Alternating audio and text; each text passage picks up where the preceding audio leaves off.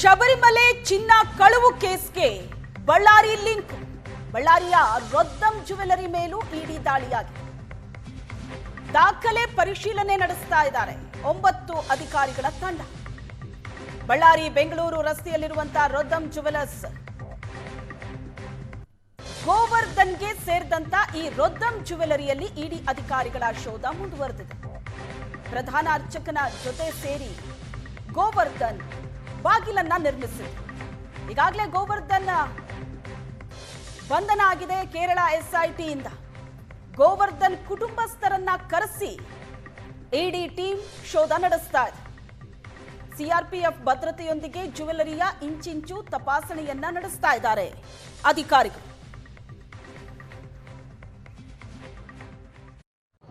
ಕೇರಳದ ಅಯ್ಯಪ್ಪ ಸ್ವಾಮಿ ದೇಗುಲದಲ್ಲಿ ದ್ವಾರಪಾಲಕರ ನಿರ್ಮಾಣ ಕುರಿತಂತೆ 4.5 kg ನಾಪತ್ತೆ ಪ್ರಕರಣಕ್ಕೆ ಸಂಬಂಧಪಟ್ಟಂತೆ ಇವತ್ತು ಕೇರಳ, ಬೆಂಗಳೂರು ಮತ್ತು ಬಳ್ಳಾರಿಯಲ್ಲಿ ಏಕಕಾಲಕ್ಕೆ ಇಡಿ ಅಧಿಕಾರಿಗಳು ದಾಳಿ ಮಾಡಿದ್ದಾರೆ. ತಾವಿಲ್ಲಿ ನನ್ನ ಬಲಭಾಗ ನಿಂತಿರೋದು, ನಾವೀಗ ಬಳ್ಳಾರಿಯ ಬೆಂಗಳೂರು ರಸ್ತೆ ಇರತಕ್ಕಂಥ ರೊದ್ದಂ ಜ್ಯುವೆಲ್ಸ್ ಮುಂಭಾಗದಲ್ಲಿದ್ದೇವೆ. ಇದರ ಮಾಲೀಕ ಗೋವರ್ಧನ್ ಅನ್ನೋಂಥ ವ್ಯಕ್ತಿ ಏನಿದ್ದಾರೆ, ಅವರು ಕೇರಳದ ಅಯ್ಯಪ್ಪ ಸ್ವಾಮಿ ದೇಗುಲದ ಪ್ರಧಾನ ಅರ್ಚಕರಾಗಿರ್ತಕ್ಕಂಥ ಉನ್ನಿಕೃಷ್ಣನ್ ಅವರ ಜೊತೆ ಸೇರಿಕೊಂಡು 2019ರಲ್ಲಿ ದೇವಸ್ಥಾನದ ದ್ವಾರ ಬಾಗಿಲನ್ನು ನಿರ್ಮಾಣ ಮಾಡ್ತಾರೆ.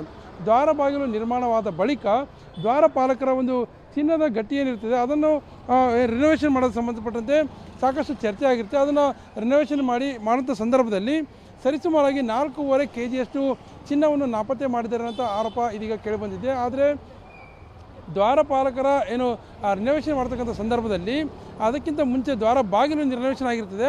ರಿನೋವೇಷನ್ ಆಗಿರ್ತಕ್ಕಂಥ ಸಂದರ್ಭದಲ್ಲಿ ಬಳ್ಳಾರಿಯ ರೊದ್ದಂ ಜ್ಯುವೆಲ್ಸ್ ಮಾಲೀಕ ಗೋವರ್ಧನ್ ಇದ್ದಾರೆ, ಅವರು ಅರ್ಧ kgಗೂ ಹೆಚ್ಚು ಚಿನ್ನವನ್ನು ಪಡೆದಿದ್ದಾರೆ ಉನ್ನಿಕೃಷ್ಣನ್ ಅವರ ಮೂಲಕ ಅನ್ನೋಂಥ ಒಂದು ಆರೋಪ ಕೇಳಿಬಂದಿತ್ತು. ಈಗಾಗಲೇ ಕೇರಳದ SIT ಅಧಿಕಾರಿಗಳು ಸಾಕಷ್ಟು ಚರ್ಚೆ ಮಾಡಿದರು. ಈ ಬಗ್ಗೆ ಉನ್ನಿಕೃಷ್ಣನ್ ಅವರ ಬಗ್ಗೆ 2-3 ಬಾರಿ ಬಳ್ಳಾರಿಗೆ ಬಂದು ಒಂದಷ್ಟು ತಪಾಸಣೆ ಮಾಡಿದರು. ಅಂಗಡಿ ಮತ್ತು ಮನೆ ಮೇಲೆ ಕೂಡ ದಾಳಿ ಮಾಡಿದರು. ಅದಾದ ಬಳಿಕ ಗೋವರ್ಧನ್ ಅವರಿಗೆ ಒಂದು ನೋಟಿಸನ್ನು ಕೊಟ್ಟಿದ್ದರು. ನೋಟಿಸ್ ಮೂಲಕ ಕಳೆದ ತಿಂಗಳು ಗೋವರ್ಧನ್ ಅವರನ್ನು ಕೇರಳಕ್ಕೆ ಕರೆಸಿಕೊಂಡಿದ್ದರು. ಆ ಸಂದರ್ಭದಲ್ಲಿ ಗೋವರ್ಧನ್ ಅವರನ್ನ ಬಂಧನಕ್ಕೂ ಕೂಡ ಒಳಪಡಿಸಲಾಗಿತ್ತು.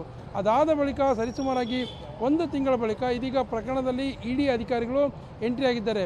ಬೆಳಗ್ಗೆ ಬಳ್ಳಾರಿಗೆ ಬಂದಿರತಕ್ಕಂಥ ಇಡಿ ಅಧಿಕಾರಿಗಳು ರೊದ್ದಂ ಜ್ಯುವೆಲ್ಸ್ ಅಂಗಡಿಯನ್ನು ಸಂಪೂರ್ಣವಾಗಿ ತಪಾಸಣೆ ಮಾಡ್ತಿದ್ದಾರೆ.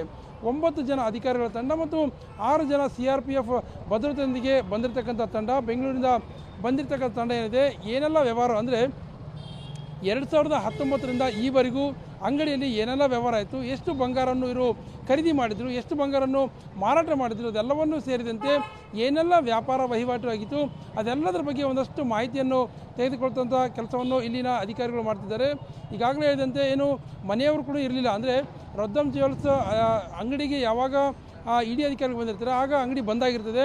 ಮನೆಗೆ ಹೋಗಿ ಮನೆಯವರನ್ನ ಕರೆಸ್ಕೊಂಡ್ಬಂದು ಅವರ ಮೂಲಕ ಬೀಗವನ್ನು ತೆಗೆಸ್ಕೊಂಡು ಎಲ್ಲವಷ್ಟು ಮಾಹಿತಿಯನ್ನು 2019ರಿಂದ ಈವರೆಗೂ ಏನೆಲ್ಲ ವ್ಯಾಪಾರ ವಹಿವಾಟಾಗಿದೆ ಅದೆಲ್ಲವನ್ನು ಕೂಡ ಕಲೆ ಹಾಕ್ತಾ ಇದ್ದಾರೆ. ಅಂಗಡಿಯಲ್ಲಿರ್ತಕ್ಕಂಥ ಸಿಬ್ಬಂದಿಯನ್ನು ಕರೆಸಿದ್ದಾರೆ. ಎಲ್ಲರ ವಿಚಾರಣೆಯನ್ನು ಕೂಡ ಇಡಿ ಅಧಿಕಾರಿಗಳು ಇದೀಗ ಮಾಡ್ತಾ ಇದ್ದಾರೆ. ಕ್ಯಾಮರಾ ಪರ್ಸನ್ ಶ್ರೀನಿವಾಸ್ ಜೊತೆ ನರಸಿಂಹಮೂರ್ತಿ, ಏಷ್ಯಾನೆಟ್ ಸುವರ್ಣ ನ್ಯೂಸ್, ಬಳ್ಳಾರಿ.